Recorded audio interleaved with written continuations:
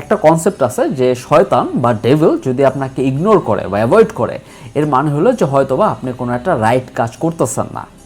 আপনি যখন রাইট কাজ করবেন তখন আপনার কাছে অনেক ধরনের মানুষ, অনেক ধরনের যে ডেভিল টাইপের মানুষ আসবে যারা আপনার ক্ষতি করতে চাইবে।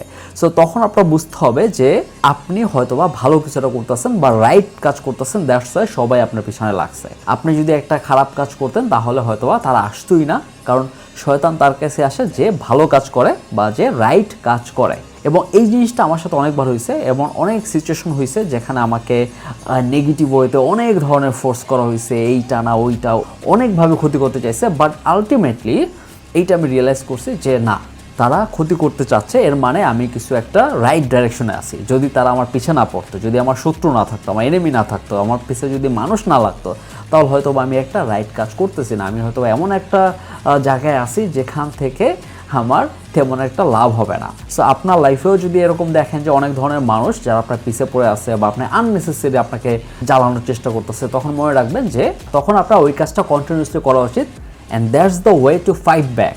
এবং এই টাইপের জিনিসে বদার হয় না যে ভাই আমার পিছনে এত মানুষ লাগছে, আমার এত হেটার্স, মানুষ চায় আমার ক্ষতি হোক। মানুষ চাইবেই আপনার ক্ষতি হোক, কারণ যখন আপনি একটা ভালো কাজ করতে যাবেন তখন মানুষ আপনার পিছনে লাগবে। এটা খুবই নর্মাল, এটা খুবই স্বাভাবিক এবং এতে আপনার খুশি হওয়া উচিত।